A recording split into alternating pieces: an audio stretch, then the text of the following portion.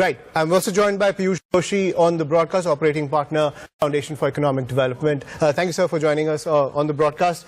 When it comes to this tax exemption of up to 12 lakhs per year for the middle class, it's a huge booster for them. One of the big criticisms against the Modi government was that there's not much spending power left with the inflationary pressure on the middle class as well. Do you see this as an essential move coming in from the Modi government, or more was expected when it comes to boosting the spending power of the middle class?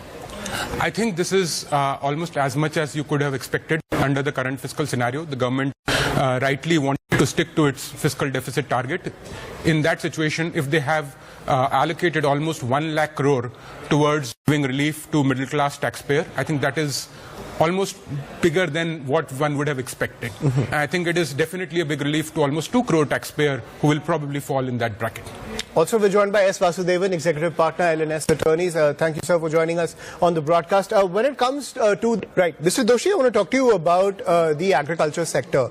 Now, many times, a lot of political parties, especially in the budget, they lay out a lot of welfare sops for the agriculture sector, saying it's essential to empower farmers across the country. But the question always remains that in 2025, looking at how the agriculture sector is market competitive in so many other countries, do you think that we're still not moving in that direction when it comes to creating a very market competitive agriculture sector? Yeah, I think you are right. We have been giving SOPs for the agriculture sector, which add to the subsidies. There are schemes, and to be honest, these schemes are helping. The sector has been growing at about 2 to 3% per year. That is probably the maximum the sector can grow at, per se, from a production perspective. Where the opportunity is to boost exports through fruit processing, and I think for that to happen, we need to change the fundamental incentives of our farmers. Now, given the complexities around MSPs and so on, our farmers are actually incentivized to produce crops which are not necessarily what is needed in the international market. We need to reform supply chains by having reliable products. Now, because of farm fragmentation and rules which prevent large companies to take over areas of land and do cropping which can be relied in the international market, I think that's where our problem is. Our agriculture is not export competitive, and government has, to be fair, tried to do the farm laws. For whatever reason, it could not go through, and I think that was a big setback. Now, once you take those big reforms out, government is doing what it can, its capacity, but it can only deliver 2 to 3%, and hence we do need to look beyond agriculture for delivering the growth that we need. It continues to be a huge burden on the exchequer as well, even now, given the SOPs that are pushed out. Piyush Doshi, we were talking about the entire ease of doing business that Mr. Panda was also talking about. Would you say great leaps have been made in the ease of doing business in the last 10 years, or more work needs to be done when it comes to ending red tape and bottlenecks? Yes, certainly glass half full. But what is most exciting is if you look at the economic survey, the entire first part, the preface, almost half of it talks about ease of doing business, deregulation. And looks like government has recognized that that's the most cost-effective way of generating growth. You can only provide so much incentive to the industry. But what you can do much more easily is if you just free them up. Our industry, our companies, our manufacturers are capable of competing globally. Our problem is that we cage them up in the maze of regulations. The concrete announcement in this budget is to form this high-level committee which will work over the next 12 months and submit specific recommendations to deregulate. I do hope that there is real intent behind it and we actually get rid of regulation which is truly troublesome for our industry. It ranges from land, labor, pollution, environment, building construction, logistics, every sector. Every sector we must look at it very closely and find ways how we can make it easy for our manufacturers to operate in India and compete globally. Right, and Mr. Panda, on that front, I wanted to, and Mr. Doshi, I want to come to you on the larger point, the macroeconomic point at the end of the day. Now, something that Congress MP Shashi Tharoor and a lot of people in the Congress party also talking about, that when it comes to job generation, getting more youth into the economy, getting them on the right track, because we have skilled youth, we have educated youth, but when it comes to leveraging their skills in the overall economy, that's something that the government has not achieved a great deal on that front. In fact, for that matter, the gig economy, which let's face it, at the end of the day, it has a lot of opportunities. It has a lot of limited intake when it comes to the youth of this country. So on that front, and at the same time, the gig economy also starts, stops, it starts and stops. There's no regular flow when it comes to the momentum of the gig economy.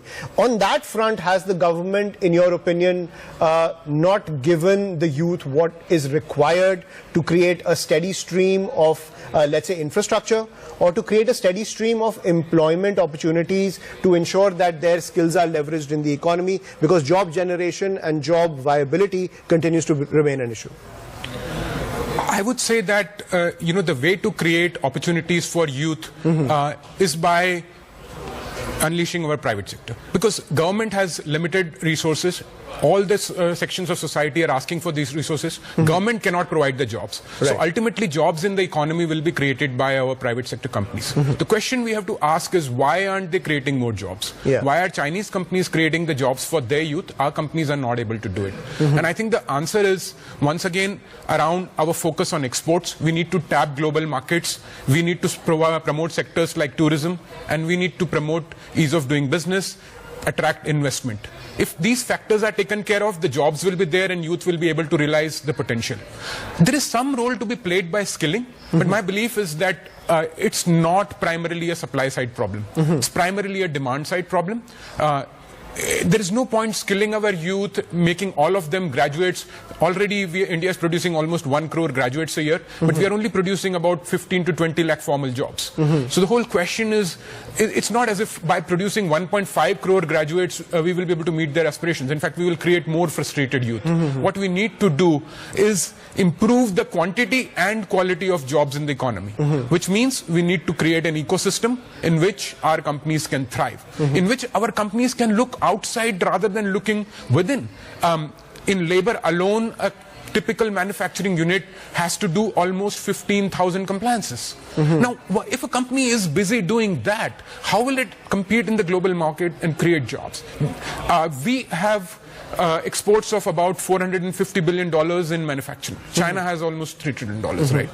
This is the difference in terms of creating jobs. If we are able to get our manufacturing engine growing, the manufacturing companies will create those jobs, which will also create the consumption, which will create additional gig economy jobs. I don't look down on gig economy jobs. You have the high-paying jobs, and those people spend on it. But as the high-paying jobs become more and higher-paying, then the gig economy workers will also have better bargaining power, and they will be also able to work in better condition. Our entire problem is we don't have enough jobs going around. So far in the gig economy, the problem is that the higher end jobs are really like few, and there's like huge salaries there, and the lower end jobs are massive, and there's very low paying at the end of the day. That kind of gap is massive in that gig economy, and clearly I completely agree with you that to address that